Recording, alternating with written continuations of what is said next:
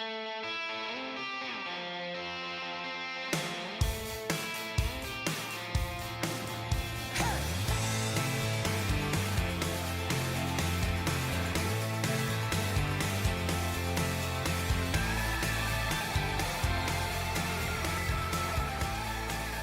Steve Wiggins, and this is the Groundworks Ministries podcast. Today we're reading from the book of 2 Chronicles, chapter 7, and let's focus on verse 3. When all the children of Israel saw how the fire came down, and the glory of the Lord on the temple, they bowed their faces to the ground on the pavement, and worshipped and praised the Lord, saying, "For he is good, for his mercy endures forever."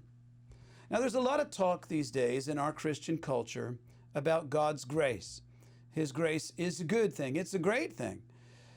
And by grace, we are saved when, by faith, we place our trust in Jesus' atoning work instead of our own works.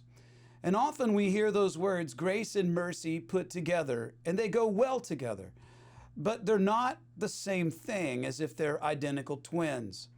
They're more like fraternal twins or cousins even. They go together, and they're from the same family, but they don't really look the same. They don't act the same. Grace is when you get something that you don't deserve. For instance, if I gave you a fancy watch, well, that would be gracious. Mercy is when we don't get what we do deserve, right? For instance, if you stole my fancy watch, not that I have one, then I'd be showing you mercy by not calling the cops. So our salvation is a combination of both God's grace and mercy. You see, when we enter into salvation, number one, we receive a gracious gift, which we could never afford. We didn't deserve. Our sin debt, which we owe the Lord, has been forgiven. It's like all of your credit cards paid off by Jesus on the cross. That's grace. Number two, we don't get what we deserve. Right? And what do we deserve, by the way, is sinful creatures. Well, we get an eternity of everlasting judgment. So we don't get what we deserve. We get something that we don't deserve. And when the temple was dedicated, the people did not only sing about God's grace. They sang about His grace, His goodness, and His mercy. Why? Because the people knew their guilt, that they had each fallen short of God's perfect standard. And when they saw that fire that fell to consume the sacrifice, which represented the substitute for their sin, well, then they knew that only God's mercy could have redirected that fire from them to the sacrifice. And sometimes people get roasted when God's fire falls. Just ask Aaron's sons, Nadab and Abihu. God, in His grace, allowed for the temple to be built, and He provided for all the things that were needed to build it.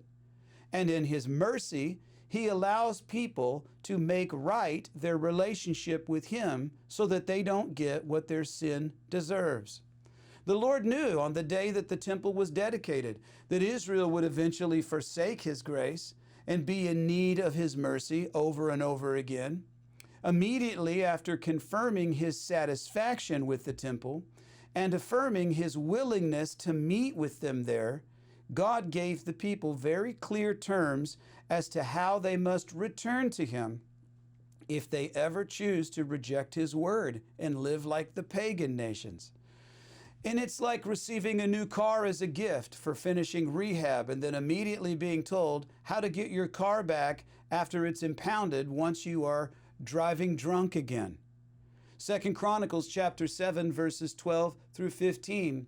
Then the Lord appeared to Solomon by night and said to him, "I've heard your prayer, and I have chosen this place for myself as a house of sacrifice.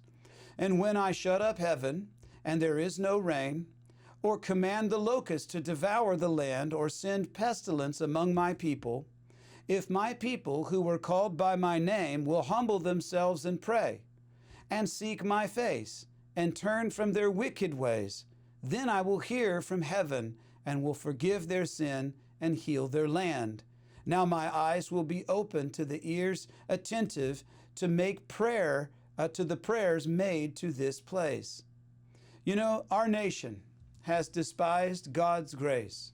right? Our money says, "In God we trust." And yet, does our nation really trust in God? No, they just trust Him for money, but they don't trust Him with their lives. And I hope that we will seek God's mercy while it is extended. While His mercy endures forever, it's only offered for a limited time. The Bible says today is the day of salvation. And the right time to do the right thing is always right now. If you'd like to know more about the gospel and how you could surrender to it, check out our website, groundworksministries.com. I'm Steve Wiggins, and this is the Groundworks Ministries podcast. You know, Groundworks Ministries operates entirely through financial donations from faithful people like you, and your giving to Groundworks Ministries transforms lives.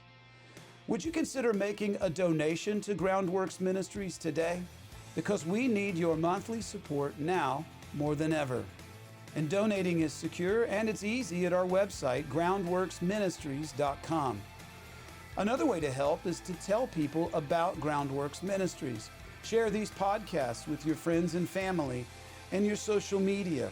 And of course, you can always direct folks to our website, groundworksministries.com.